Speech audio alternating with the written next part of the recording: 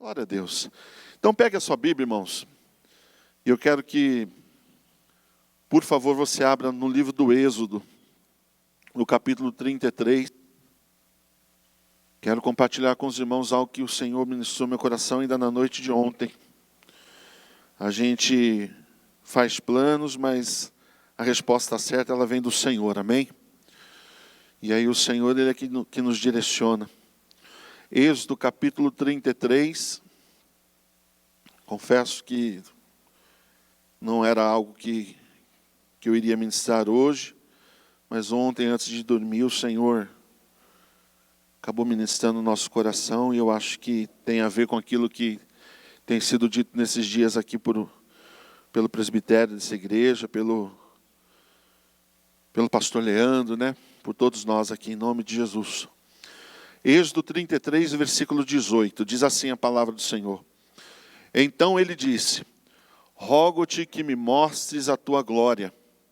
Porém ele disse: eu farei toda a minha bondade passar por diante de ti, e apregoarei o nome do Senhor diante de ti, e terei misericórdia de quem eu tiver misericórdia, e me compadecerei de quem me compadecer.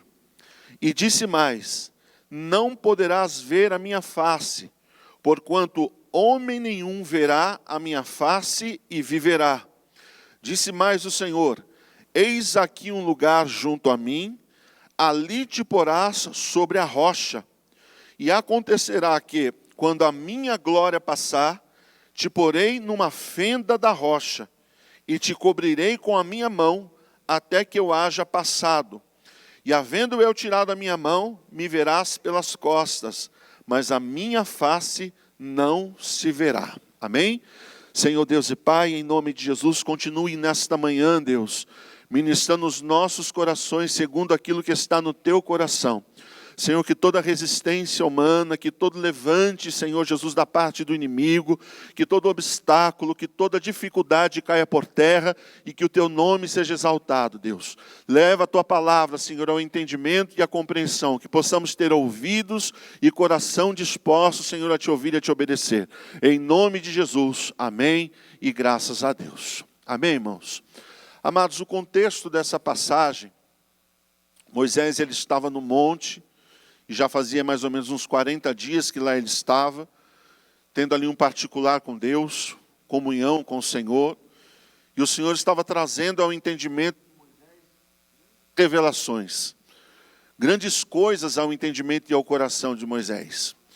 E enquanto Moisés estava lá no alto, tendo com o Senhor, assistindo diante do Senhor, a Bíblia diz que aqui ao pé do monte estava o arraial de Israel, dos hebreus. O povo do Senhor estava ali no arraial. E o povo começa a ficar desesperado, começa a ficar ali com o coração angustiado. Por quê? Porque eles olhavam para o monte e não viam sinal de que Moisés iria descer tão cedo. E eles estavam preocupados: olha, nós precisamos nos movimentar, nós precisamos sair deste lugar. E aí a Bíblia diz assim, que o povo se aproxima de Arão, que até então era o sacerdote, e eles fazem uma petição: faça um Deus que nos dê um direcionamento. Faça um Deus que nos dê ali um rumo, que nos dê uma direção. Nós queremos um Deus, porque esse Moisés que subiu, não sabemos se ele vai voltar, não sabemos se ele vai descer. Nós estamos aqui no meio do nada, sem direcionamento, rumo, e nós precisamos de uma direção. E a Bíblia diz, irmãos, que Arão ele pede ali os objetos de ouro que eles tinham, né, as joias, tudo aquilo que eles conseguiram tirar do Egito, porque eles saíram de mãos cheias do Egito, todo o ouro, toda a prata. Arão pede aquilo para aquele povo e eles entregam. E Arão ele vai fundir ali um Deus, ele vai fundir ali um ídolo. E a partir daquele momento, toda aquela nação se prostra diante daquele Deus, na tentativa de obter uma resposta para as suas angústias. Enquanto Moisés está lá no alto falando com Deus, o povo estava lá embaixo festejando, se dobrando diante desse ídolo. E aí a Bíblia diz assim, que o Senhor lá no alto, ele chama a atenção de Moisés: Moisés, desce, porque o povo que você está guiando está se desviando da verdade. Estão se dobrando diante de um ídolo. Desce, Moisés. Moisés, na mesma hora, ele desce. E ele estava ali com as tábuas dos mandamentos nas suas mãos. As duas tábuas dos mandamentos em suas mãos. E quando ele desce, Moisés ele fica furioso com aquilo que ele vê, porque o povo que foi separado para adorar a Deus estava se dobrando novamente a ídolos estranhos. O povo que foi separado para ter uma comunhão única e exclusiva com o Senhor, estavam se prostituindo diante dos ídolos. A Bíblia diz que Moisés ele lança aquelas tábuas no chão de tamanha ira que tomou ali o seu coração, que tomou ali a sua alma. E aí, irmãos, a história começa a ser ali realmente traçada, tanto na vida de Moisés, quanto na vida do povo de Israel. Por quê, irmãos? Porque nesse momento o Senhor olha para Moisés e fala assim, olha, eu não irei mais no meio de vós. Eu não estarei mais no meio de vós. Por quê? Porque provavelmente eu vou consumir a todos. Porque é um povo teimoso, é um povo rebelde, é um povo obstinado, de dura cerviz, que escuta, mas não tem a disposição em obedecer. Então eu não estarei mais no meio de vocês, mas eu vou enviar um anjo para que esse anjo ele vá diante de vocês e vocês cheguem aonde vocês realmente precisam chegar.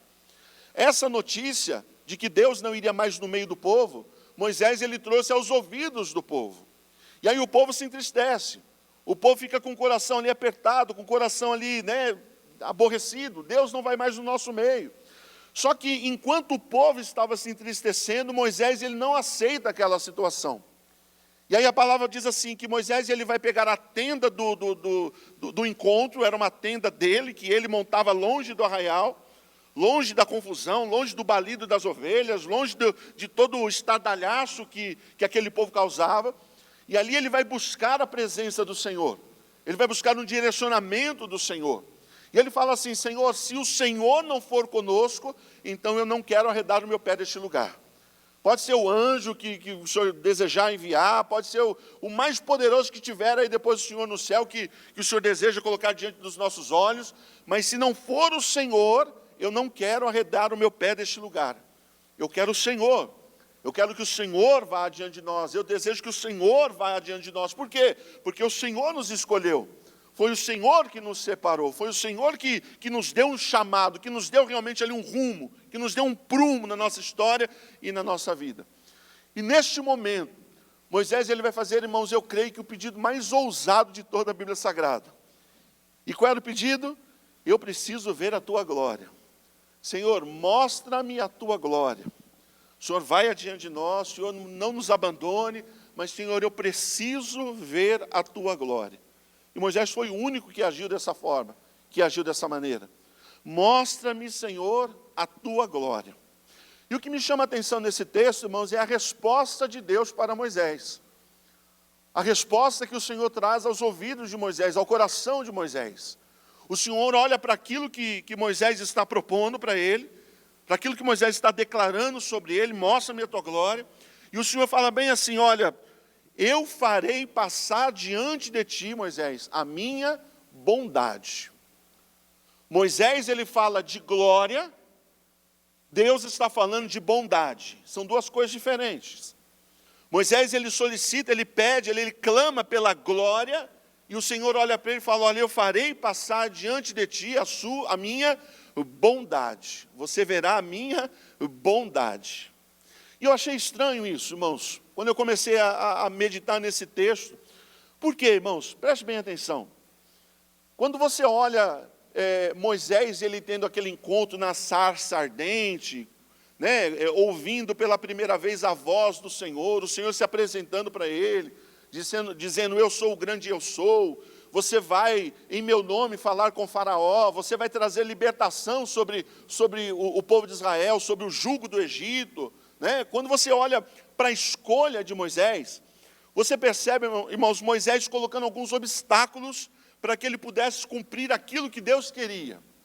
Então, um dos obstáculos mais gritantes é quando Moisés olha para Deus e fala assim, Deus, eu sou um homem de língua pesada, ou de boca pesada. Eu sou um homem que não sei falar direito. Em algumas traduções dizem que ele era um incircunciso de lábios, que ele não tinha lábios próprios para cumprir aquilo que Deus queria fazer através da vida dele. da história dele. E durante muito tempo, irmãos, nós pegamos essa desculpa de Moisés, isso que Moisés ele falou acerca da sua própria boca, e nós interpretamos da seguinte forma: Moisés ele tinha algum problema na sua fala. Moisés era gago.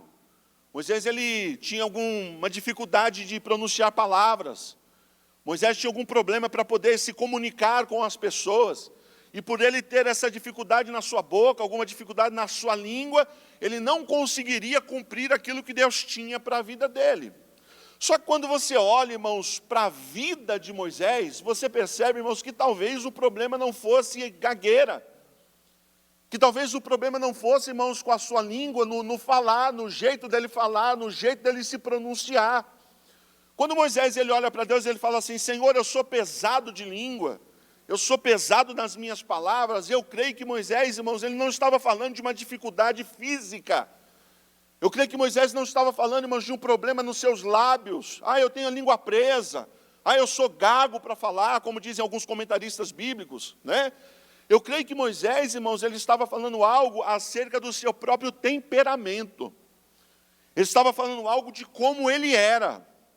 Da maneira, irmãos, como ele tratava as pessoas com quem ele se relacionava. A primeira vez, irmãos, que você enxerga Moisés, já depois de adulto, ele ainda estava sendo ensinado no palácio de Faraó, já tinha por volta dos seus 40 anos, estava lá no Egito ainda, morava, habitava lá no palácio de Faraó, tinha os costumes lá do Egito. E a primeira vez que você vê Moisés, irmãos, ele aparecendo na história já depois de adulto, ele vai ali, irmãos, tentar interceder por uma discussão que estava acontecendo entre um egípcio e um hebreu.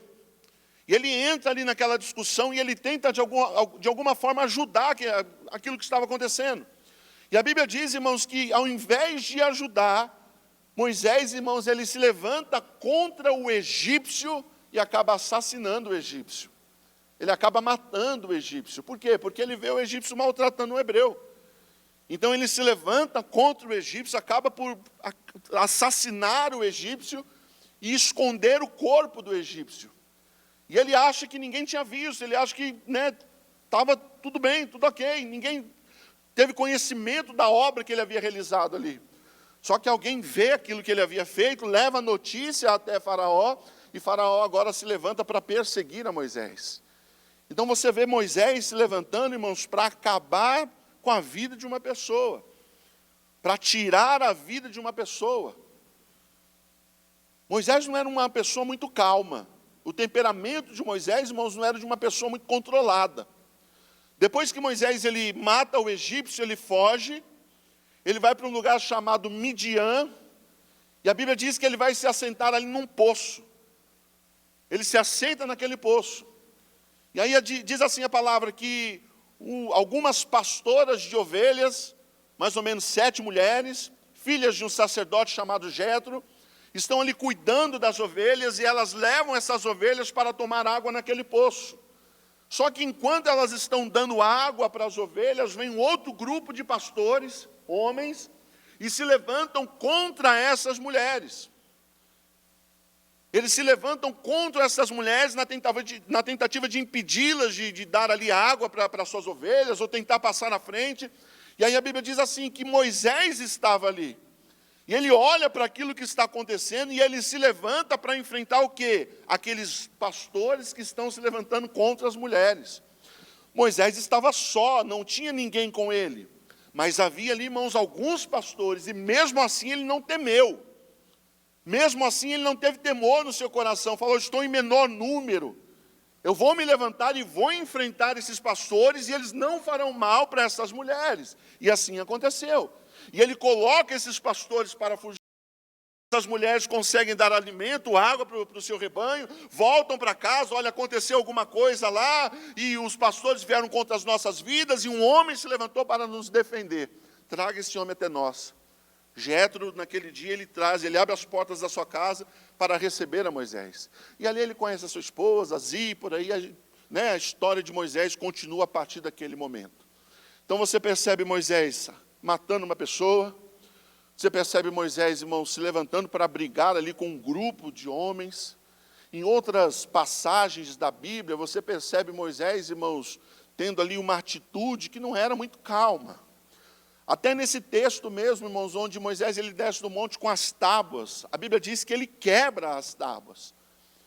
A ira vai tomar conta do seu coração, e aquilo que estava nas suas mãos é lançado por terra. Ele quebra as tábuas que o próprio Deus entregou nas suas mãos. E estas mesmas tábuas, o Senhor lá na frente vai ordenar para ele: olha, eu preciso que essas leis sejam feitas novamente, só que agora você vai trazer as tábuas. A primeira fui eu quem fiz, a primeira fui eu quem escrevi, agora você traz as tábuas, você escuta e você escreve. A primeira estava tudo certinho, fui eu que havia realizado, agora a responsabilidade é tua. Quando Moisés ele joga essas tábuas no chão, a Bíblia diz assim que ele vai mandar derreter aquele ídolo que foi feito, vai mandar moer, ele vai dissolver aquilo, jogar em água aquele pó de ouro, de prata, e vai dar para que as pessoas idólatras bebessem. Então, todas as pessoas que se prostraram diante daquele Deus, tiveram que beber água misturada, irmãos, com aquele pó de ouro e de prata ali, irmãos, moído. Logo depois disso, Moisés ele fala assim: olha, quem está comigo e na direção do Senhor, do lado do Senhor, peguem a espada, e nós vamos agora nos levantar contra essas pessoas que se prostraram diante de deuses estranhos. E aí acontece uma guerra. E aí Moisés, irmão, juntamente com o povo, acaba por matar ali boa parte, cerca de 3.000 almas. Entre mulheres e crianças e homens, são mortos ali no meio do arraial. Por quê? Porque se dobraram diante de imagens de deuses estranhos. Quando Moisés, irmãos, ele está ali sendo atormentado pela nação, porque o povo queria água, o povo queria saciar a sede. A Bíblia diz, irmãos, que ele estava ali nas águas de Meribá, águas da contenda. E o Senhor ordena para ele: olha, diga para aquela rocha, libere a palavra sobre aquela rocha, para que dela venha sair água, e esta água vai saciar a sede do povo. Moisés estava tão irritado, irmãos, que ao invés dele falar para a rocha, ele bateu, não uma, mas 2 vezes sobre a rocha. A pedra se fendeu? Fendeu. Saiu água. Mas a ação de Moisés ali naquele momento, irmãos, foi uma ação baseada onde? Na raiva, na ira. Estou bronqueado com esse povo, estou irritado com esse povo. Então, ao invés de falar, ao invés de seguir aquilo que o Senhor está mandando que eu faça, eu vou fazer do jeito que eu acho que eu tenho que fazer. Naquele dia ele recebe uma sentença: por causa dessa tua atitude, você não colocará esse povo dentro da terra prometida. Você vai até ver, mas você não vai entrar. Apenas o povo é que vai colocar os pés lá dentro. Vai engrandecer o meu nome. Você vai ver de longe, e tão somente isso. Então, irmãos, o problema de Moisés não era que ele era gago, ou que ele tinha dificuldade de falar. Eu creio que Moisés, irmãos, ele tinha um grande problema, irmãos, no seu temperamento. Dizem alguns teólogos que Moisés ele era melancólico. Eu não creio muito, eu creio que Moisés ele era mais para colérico, sanguíneo, do que para melancólico. Por quê? Porque as atitudes dele, irmãos, eram atitudes cheias de energia. Eram atitudes cheias ali de força, de disposição, de gana. Eu preciso fazer, eu preciso realizar, eu preciso fazer com que isso aconteça. Eu preciso fazer com que esse negócio vá adiante. Moisés ele não tinha calma na sua alma, calma no seu coração. Então o caráter de Moisés precisava ser transformado. E aí você entende, quando o Senhor olha para ele e fala assim: Moisés, você pediu para ver a minha glória, e eu vou passar diante de ti a minha bondade.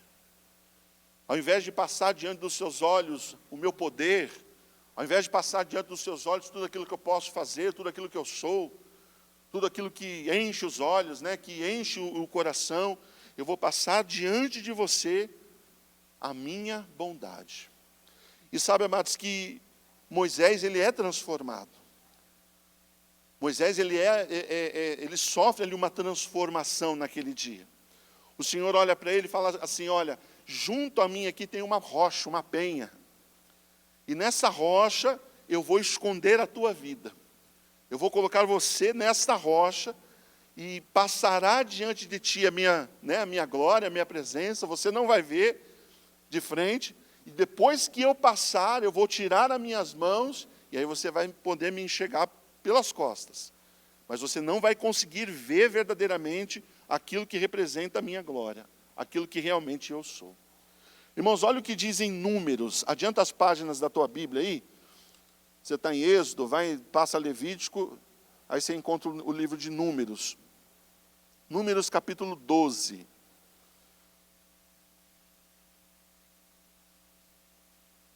Aleluias. Santo, santo, santo é o Senhor. Acharam, irmãos?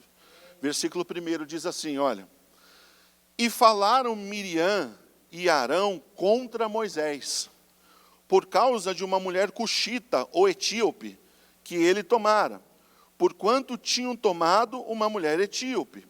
E disseram, porventura falou o Senhor somente por Moisés? Não falou também o Senhor por nós?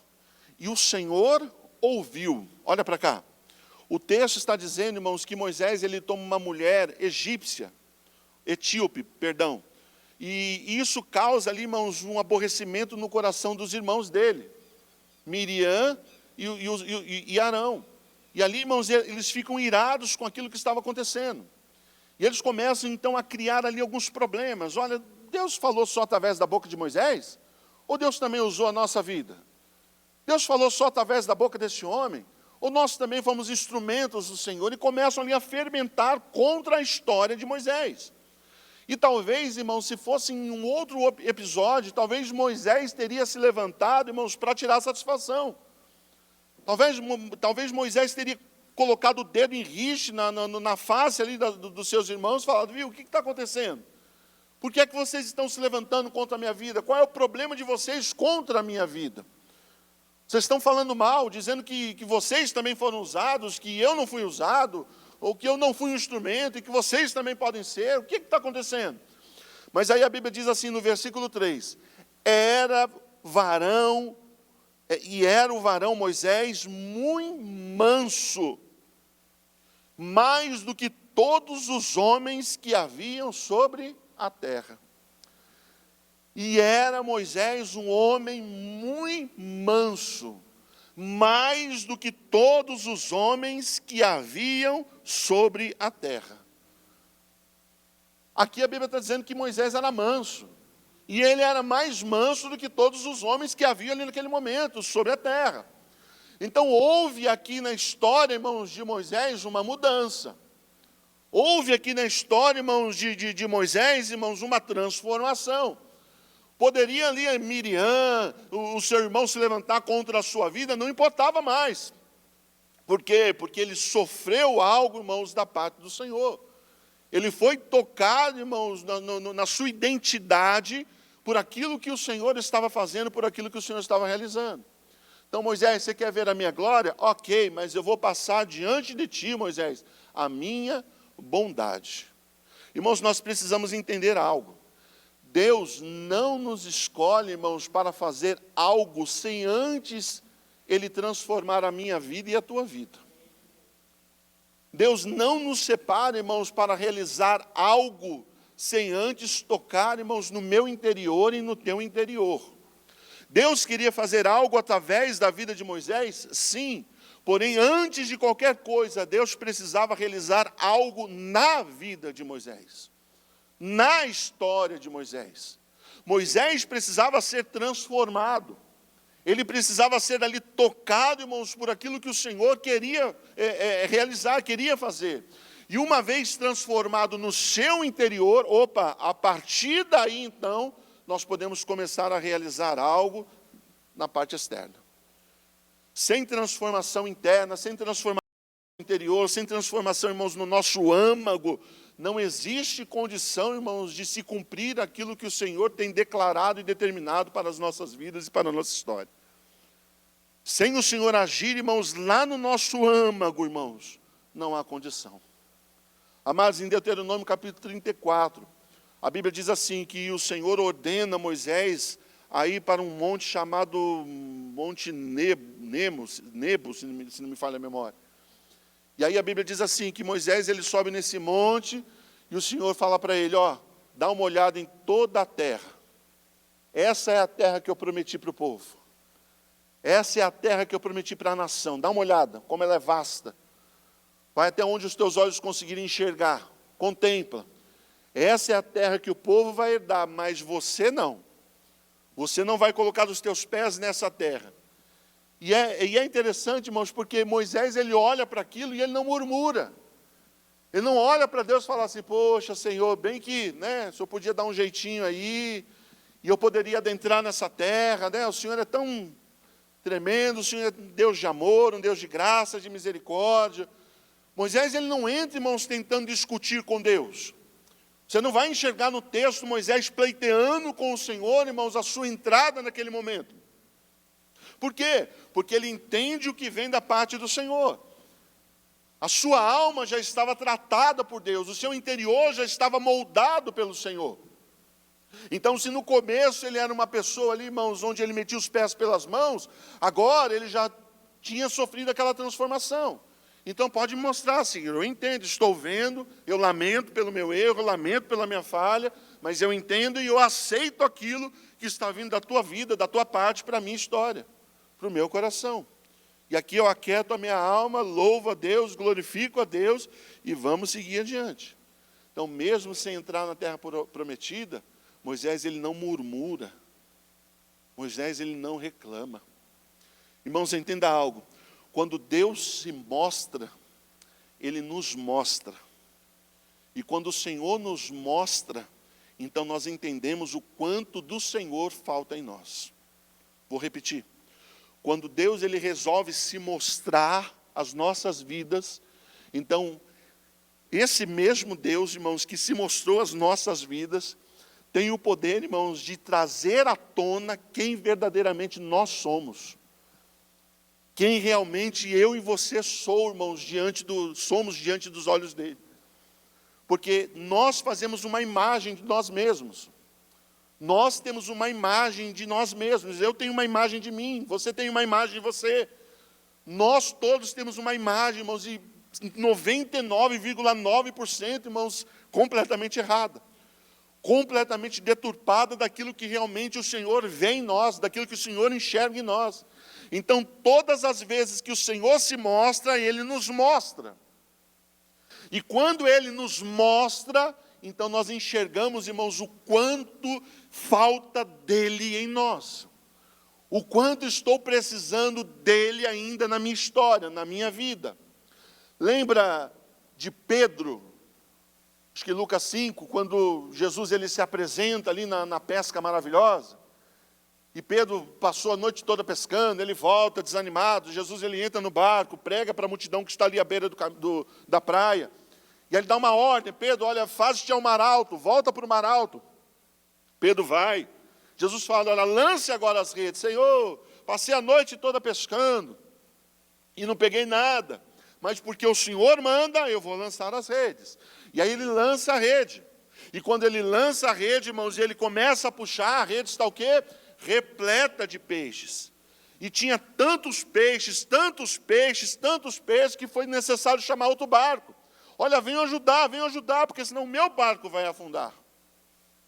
E aí, irmãos, quando ele olha para aquilo, a Bíblia diz assim, que quando Pedro olha para aquele milagre que estava acontecendo diante dos olhos dele, Pedro, ele se prostra diante de Jesus. E ele fala assim, Senhor, aparta-te de mim, porque eu sou homem pecador.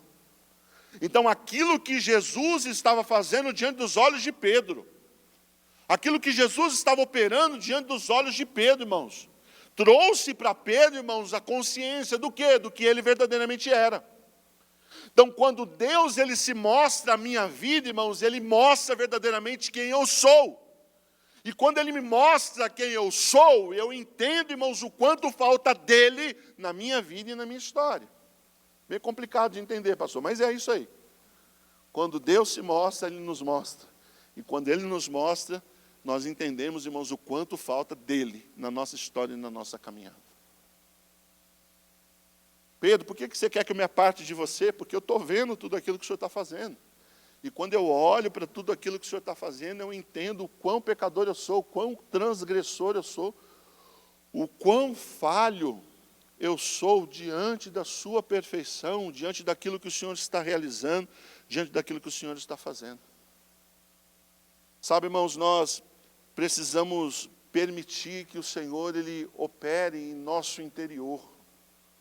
Nós não podemos cair na armadilha de achar, irmãos, que nós estamos prontos, que nós estamos preparados, que nós já somos obra concluída.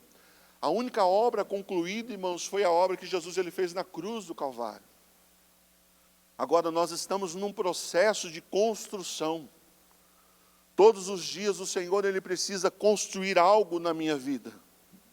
Todos os dias o Senhor precisa moldar algo na minha história. E eu preciso permitir, irmãos, que este algo ele seja feito, que este algo ele seja realizado. Houve um tempo, irmãos, na minha caminhada, logo depois que eu entreguei a minha vida para Jesus, em que eu tinha orgulho das coisas que eu havia feito antes de entregar a minha vida para Jesus. Outro dia nós comentamos isso acerca disso num culto de homens que a gente teve aqui. Eu tinha orgulho. Então eu entreguei a vida para Jesus, fazia pouco tempo, e aí muitas vezes eu ia contar como era a minha vida antes de Jesus, irmãos, e aí eu enchia a boca, falava, mas eu fiz isso, eu fiz aquilo outro, e na realidade aquilo trazia uma espécie de um troféu, né? Olha, hoje eu sou de Jesus, mas eu já fiz isso, já fiz aquilo outro, já fiz tal coisa, e eu carregava aquilo como um troféu. E cada vez que eu olhava para aquilo de errado que eu fazia, era como se eu estivesse pulindo aquele troféuzinho. Está aqui, ó, meu troféuzinho. Eu sou de Jesus agora, aleluias, mas eu tenho esse troféuzinho aqui de que eu fiz no mundo, ó. Está aqui, não faço mais, tá? Mas o troféu está aqui, ó. Aleluias. E na realidade, irmãos, a gente demonstra com essa atitude que o nosso arrependimento não é, irmãos, pela quebra da relação com Deus. É um arrependimento, irmãos, pela perda dos benefícios. E não pela quebra da relação. Porque uma coisa é você se arrepender, irmãos, e falar, não, eu quebrei minha relação com Deus, estou arrependido. Isso gera ali temor, isso gera ali mais proximidade ao Senhor, gera quebrantamento. E outra coisa é você falar, eu me arrependo. Mas por quê? Porque eu não vou ter mais os benefícios que eu tinha. Eu não vou mais acessar lugares que antes eu acessava. Então são arrependimentos diferentes. Quebra de relação e perda de benefícios. O nosso arrependimento não é por perda de benefícios. Nosso arrependimento é por quebra de relação. Não tenho mais a presença do Senhor dos Exércitos. E aí eu olhava para aquilo e falava assim, né, aleluia, está aqui o troféu, e eu fazia. Não, olha, irmão, hoje eu conto o testemunho, eu falo do que eu fiz, das coisas erradas, né, que eu fazia, dos caminhos enganosos que eu andei, aleluia. Mas hoje eu falo, irmãos, e eu falo com tristeza na minha alma. Eu poderia ter seguido um outro caminho, eu poderia ter feito algo que tivesse engrandecido o nome do Senhor, e infelizmente eu não fiz. Então, se eu lembro do passado hoje, eu lembro, mas lembro com pesar no meu coração. Lembro com tristeza no meu coração. Irmãos, Deus está mais interessado em nos ganhar por inteiro. Preste atenção nisso. Deus está mais interessado em nos ganhar por inteiro do que você ganhar o mundo inteiro aí do lado de fora.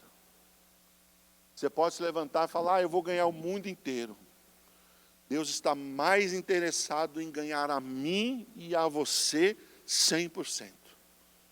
E se Ele nos ganhar 100%, irmãos, louvado seja o Senhor por isso. Louvado seja o nome do Senhor por isso, porque o Senhor nos ganhou 100%. Ah, mas eu não posso ganhar lá do lado de fora, então. Muitas vezes você está se preocupando em ganhar tanta coisa lá do lado de fora, mas você ainda não foi conquistado pelo Senhor.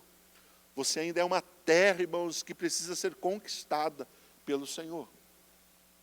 Ah, mas eu preciso fazer, eu preciso tocar, eu preciso avançar, eu preciso palavra. Calma. Calma, irmãos. Muitas vezes a gente sai fazendo as coisas desenfreadas, colocando o carro na frente dos bois. Sendo que nós ainda, irmãos, somos obras imperfeitas. Irmãos, nós somos muito bons para colocar o dedo em rixe na face de outros, mas não somos bons o suficiente, irmãos, para colocar o dedo em rixe na nossa própria face. Falamos acerca de outras pessoas, falamos acerca de que fulano, de que ciclano, de Beltrano está fazendo problema, irmãos, deles, aleluias. Mas eu não sou capaz, irmãos, de olhar para a minha própria mazela, para a minha própria dificuldade.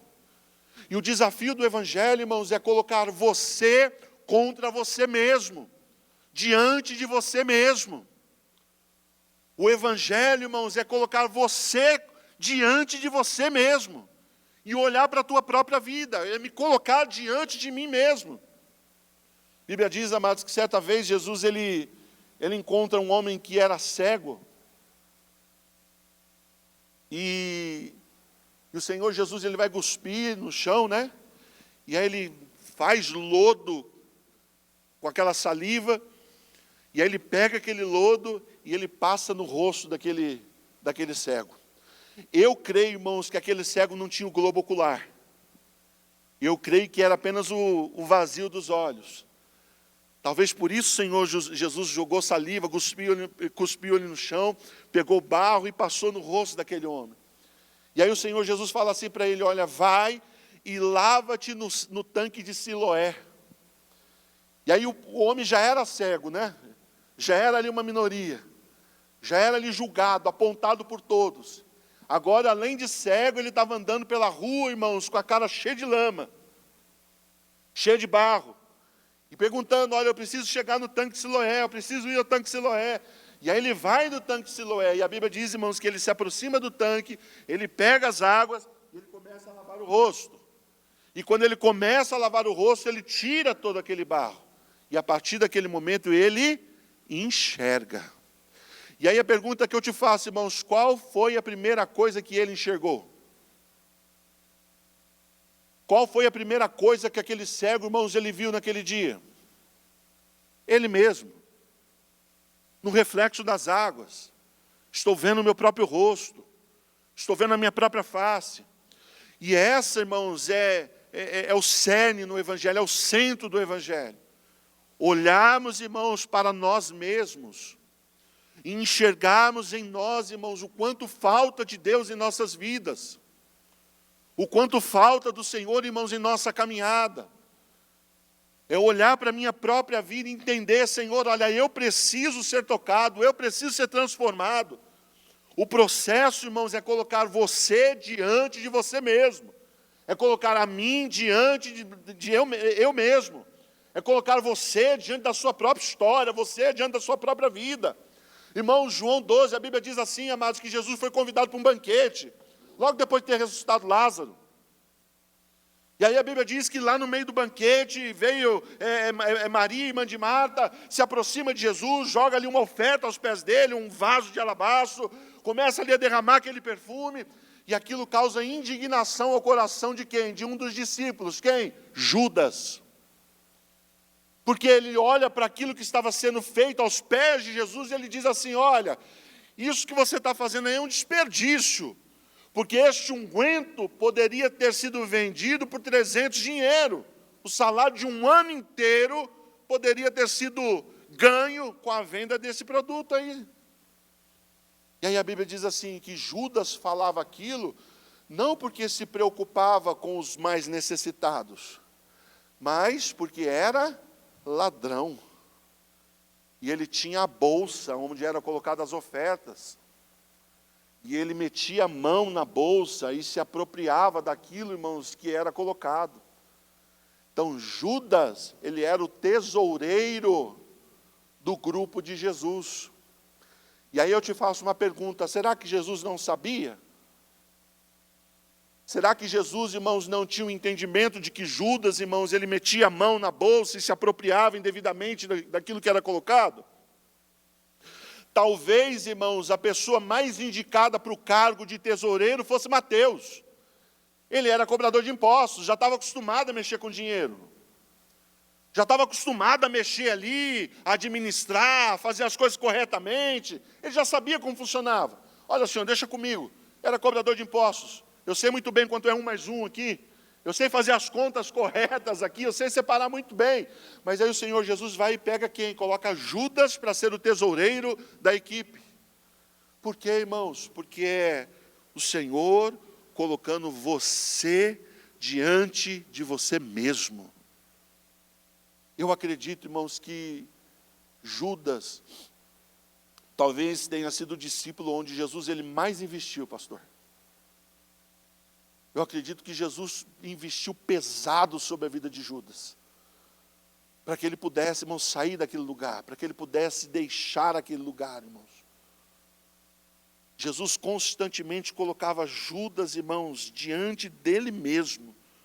Judas, você é ladrão. Judas, você rouba. Judas, você se apropria daquilo que você não deve se apropriar.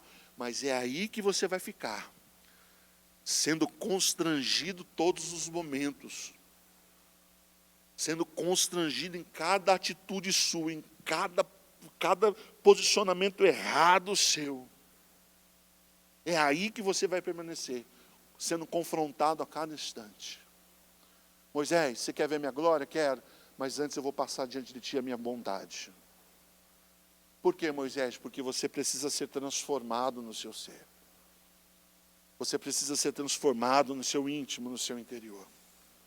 Agora sim, Moisés, você é um dos homens mais mansos de toda a terra. A mansidão se apropriou aí do teu coração. Você não é mais uma pessoa de atitudes duvidosas, explosivo, mas agora você é uma pessoa segundo a minha vontade, segundo o meu querer. E esse é o propósito, irmãos.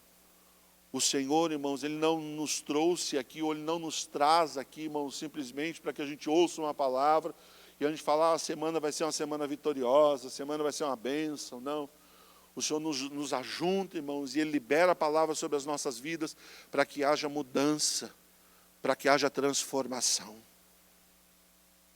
E nós precisamos chegar em um lugar em Deus, onde nós precisamos, irmãos, nos questionar. Estou sendo alterado, estou sendo alcançado, estou sofrendo mudança quando eu ouço o Evangelho. Estou sofrendo mudança quando a palavra é liberada sobre a minha vida. Quando eu ouço o pastor Luiz Hermínio pregar, quando eu ouço o pastor Juscelio pregar, ou qualquer outro pastor, apóstolo Coraiola, eu apóstolo... Não importa, irmãos. Quando você escuta a palavra, essa palavra, irmãos, ela está trazendo alterações e mudanças no teu ser. A palavra que eu escuto, irmãos, ela está mudando as minhas atitudes. Muitas vezes nós ouvimos a palavra, irmãos, e a gente sente aquela emoção ali de imediato, chora até, né? Ai, meu Deus, aleluia, e para por aí. Porque aí chega segunda-feira, pastor, eu estou tendo a mesma atitude que eu tive na sexta. Aí veio o sábado, domingo, vem a palavra, veio o culto, glória a Deus, aleluia, me emocionei, chorei, né? Mas na segunda eu estou tendo a mesma atitude, estou tendo o mesmo posicionamento. Irmãos, nós precisamos romper e romper de uma vez por todas. Precisamos sair, irmãos, desse lugar de estagnação, parados, não avança, não vai adiante. Precisamos ir além, romper em Deus, para que o Senhor cumpra em nós, irmãos, o que Ele deseja cumprir. E isso depende, irmãos, mais de nós do que do próprio Deus. Porque a palavra já foi liberada. A vontade do Senhor já é conhecida. O que o Senhor deseja para nós, irmãos, já foi escancarado. Agora cabe a nós, irmãos, nos posicionarmos em Deus para que o Senhor, Ele venha a ser glorificado, venha a ser exaltado. Essa semana eu estava ouvindo uma pessoa falar, e ela falava muito assim no discurso dela, esses palestrantes de empresas, né, que faz coisa em, como que é o nome, pastor? Coach, né? E eu não consegui ouvir 10 minutos. Mas eu ouvi acho que uns 5, 6 minutos dele estava falando. E ele, a tese dele, né, o discurso dele era baseado assim, você precisa ser a sua melhor versão. Precisamos ser a nossa melhor versão, né? Tem dia que eu estou bem, tem dia que eu não estou, tem dia que eu estou legal, tem dia que eu não estou, mas nós precisamos lutar para apresentar sempre a nossa melhor. E na realidade, irmãos, para que a gente possa apresentar a nossa melhor versão, primeiro eu preciso encarar a minha pior versão. Eu preciso colocar face a face, né? A minha pior versão. Olhar para ela e falar, cara, está feio o negócio. Está estreito o negócio. Está complicado aí essa história. Eu preciso ter a coragem, irmãos, de encarar a minha pior versão. E se eu não tiver essa coragem, irmãos, então não tem versão melhor para apresentar. Não tem versão que agrade, não tem versão que faça diferença. Não existe isso. Às vezes eu coloco a minha filha Lorena para ir dormir, e às vezes ela fala, tem dias, né, que ela fala assim, pai, deixa a luz acesa. Eu falo, filha, 8 aninhos já, né, já está, né? Ah, pai, só hoje. E aí você deixa um negocinho lá, tuchado lá na tomada, com um bichinho, só para dar uma claridadezinha à noite, né? Tem dia que está normal, tem dia que está tranquilo. Aí eu pergunto para ela, você está com medo, filha? Ela falou, não, pai, não estou com medo, mas deixa a luzinha acesa. Eu falei, vamos orar, né? Ora, filha, vamos orar. Se tiver medo, já cai por terra, em nome de Jesus. Mas você deixa a luzinha acesa, e aí você percebe assim que às vezes a criança ela tem medo do escuro, né? Tem adulto que também tem. Mas tem adulto que tem medo da luz. Tem criança que tem medo do escuro, mas muitas vezes tem adulto, irmãos, que tem medo da luz. Tem medo de se expor diante de Deus. A Bíblia diz no livro de Salmos, irmãos, assim, eu não vou lembrar qual é, não lembro se é Salmo 18, não lembro.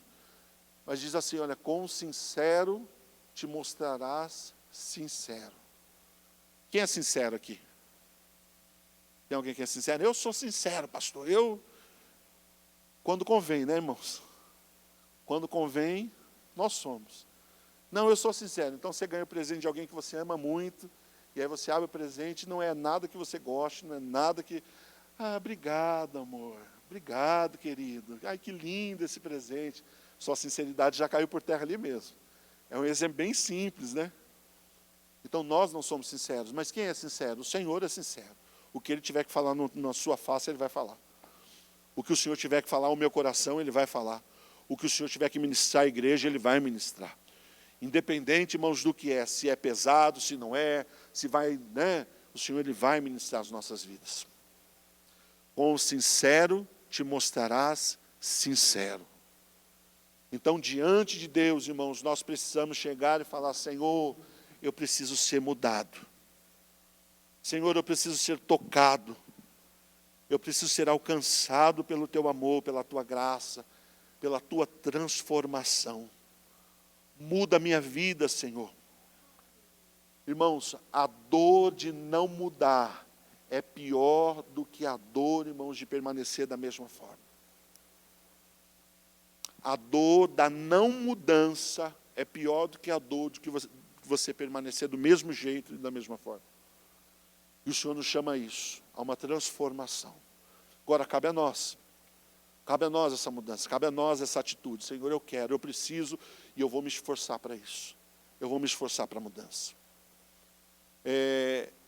A Bíblia diz, irmãos, que Moisés, ele entrou naquela rocha, na fenda da rocha, a mãozinha do Senhor veio sobre ele, né? E eu creio, irmãos, que aquela rocha que estava junto a Deus era o próprio Cristo. Era o próprio Jesus. Porque o Senhor fala assim para Moisés, olha, junto a mim tem uma rocha. Junto a mim tem uma penha. Sobre esta penha, sobre essa rocha, você vai entrar na fenda dela, você vai se esconder nessa fenda e minha mão virá por cima.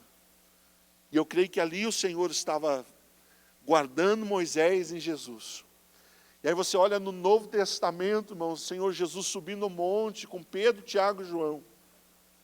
E ele se transfigura diante de Pedro, Tiago e João. E aí a Bíblia diz assim, irmãos, que aparece no monte Moisés e Elias. Moisés não entrou na terra prometida aqui, mas lá no Novo Testamento nós enxergamos Moisés dentro da terra prometida. E através do próprio Cristo, através do próprio Senhor Jesus Cristo, houve uma mudança, houve uma transformação. E o Senhor deseja nos levar, irmãos, a este lugar. Mas a pergunta é, nós estamos dispostos a isso? Se coloque em pé no seu lugar, irmãos. A palavra do Senhor diz em Mateus capítulo 17, assim, ó. Mateus capítulo 17. Aleluias. Perdão, 1 Coríntios. Mateus 17 eu já falei aqui. 1 Coríntios capítulo 15. A partir do versículo 58, ele diz assim, olha: portanto, meus amados irmãos, sede firmes e constantes, sempre abundantes na obra do Senhor, sabendo que o vosso trabalho não é em vão no Senhor.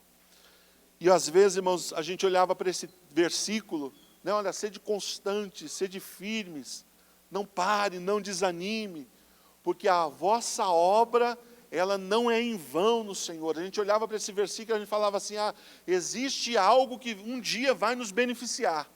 Se eu não parar pelo caminho, se eu não desanimar pelo caminho, algum dia eu vou ser beneficiado por tudo aquilo que eu estou fazendo para Deus. Tudo aquilo que eu estou fazendo, realizando em Deus. Mas quando você pega o contexto desse versículo, irmãos, ele fala de transformação. Ele não está falando, irmãos, de ser ou não ser abençoado, de receber ou não receber algo da parte de Deus. Ele está falando, irmãos, de transformação que nós precisamos sofrer, que nós precisamos permitir que aconteça sobre as nossas vidas. E se eu, irmãos, não permitir que isso aconteça, então eu estou longe, estou aquém daquilo que o Senhor deseja para mim e para você.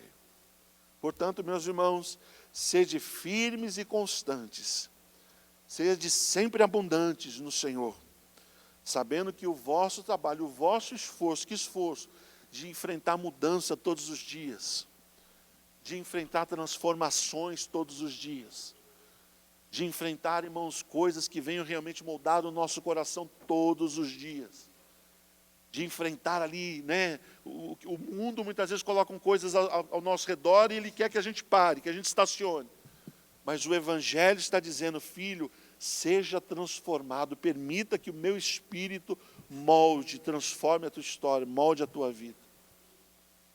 Deseje isso no teu íntimo, deseje isso no teu coração. Semana passada nós estávamos conversando na mesa ali, e a gente estava falando acerca do sal, né? E aí o pastor Daniel falou assim, o sal, ele, se você jogar ele na panela, ele altera todo o sabor.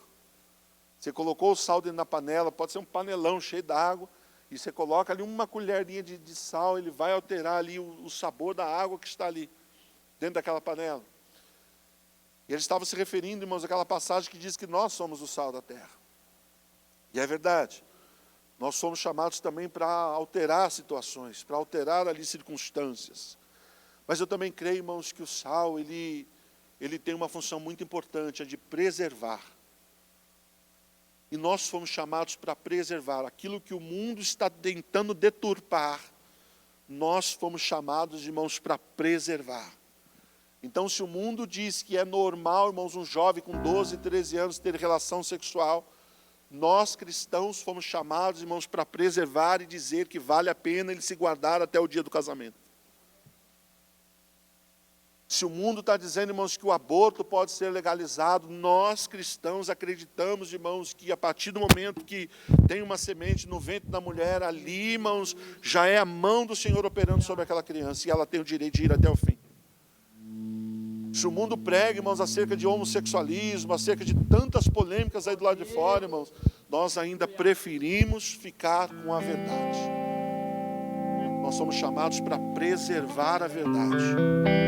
E a verdade é o Evangelho do Senhor. Mas eu não consigo preservar a verdade, irmãos, se eu não sofrer essa transformação. Se o sal for insípido, irmãos, para pouco serve, a não ser ser pisado e ser jogado fora.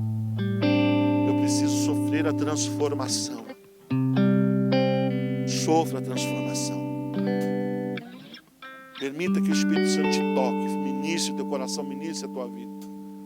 Vá para casa, pastor, mas tem tanta coisa que eu já luto há tanto tempo e não consigo mudar. Tem coisas que eu não consigo mudar. Talvez, irmãos, porque você ainda não tem entregue ao Senhor como necessidade. necessário, como de forma realmente correta, da forma que realmente, irmãos, o Senhor te pede. Talvez você esteja brigando aí, irmãos, consigo mesmo, e o Senhor está falando entrega, mas entrega de uma vez. Não fica nesse pega e larga, pega e larga, pega e larga. Entrega de uma vez e siga o que você precisa seguir. E a mudança nós vamos ver com o tempo. Aquele que começou a boa obra é fiel para terminá-la. Aquele que começou a boa obra é fiel para terminá-la. Eu quero que você saia daqui com essa palavra para essa semana. Aquele que começou a boa obra é fiel para ir até o fim, para concluí-la.